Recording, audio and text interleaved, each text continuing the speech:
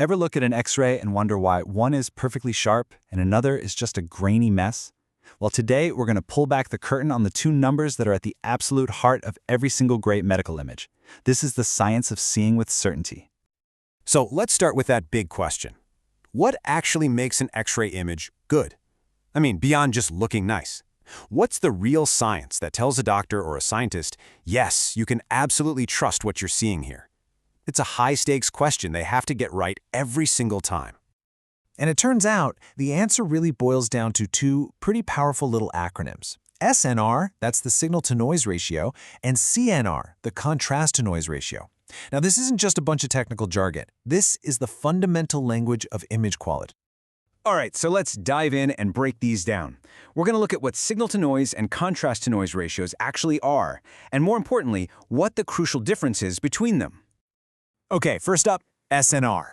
The best way to think about it is like this.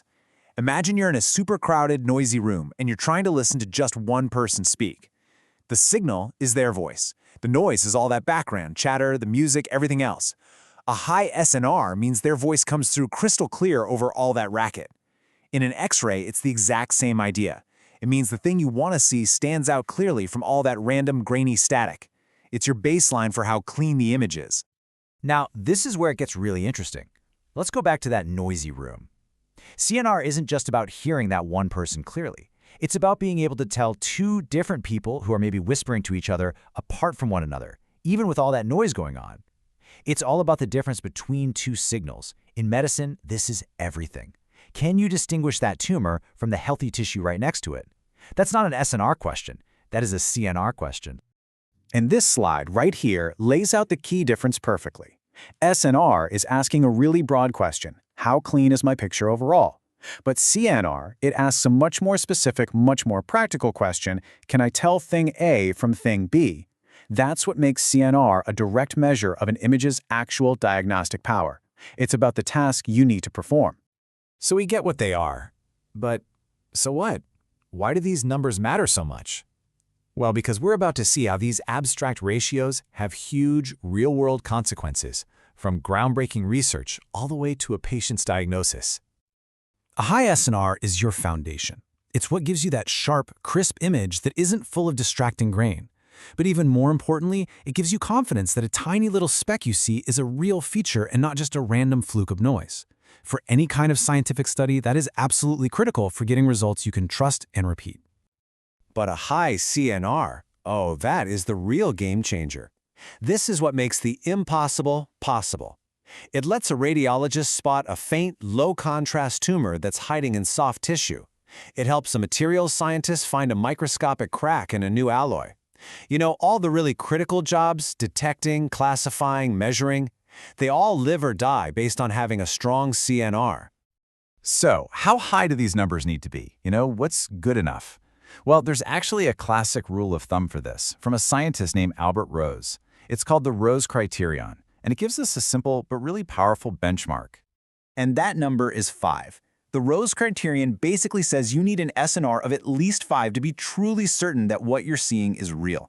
If you drop below 5, your certainty plummets. It's not some arbitrary number, it's the very threshold between seeing something and just, well, thinking you see something. It's the line in the sand. Okay, awesome. So we just need to crank up the SNR and CNR to get the best pictures, right? Problem solved? Well, if only it were that simple. As we're about to see, every single decision an imaging expert makes is part of a very delicate balancing act. And this table really shows you the tough choices they have to make. For instance, you want to boost your SNR? Sure, you can just increase the X-ray dose, but the trade-off is more radiation exposure for the patient.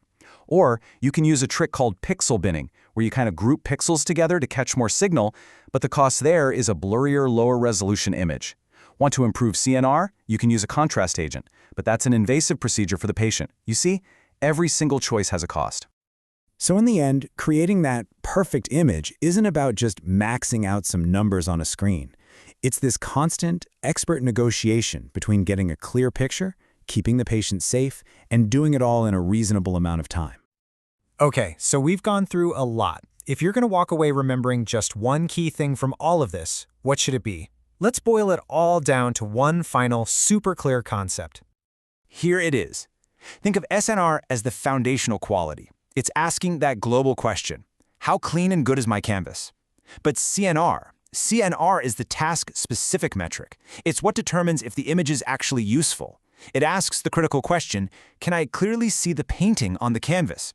One is about the quality of the image, the other is about its purpose. And all of this leaves us with a really fascinating and kind of mind-bending question for the future.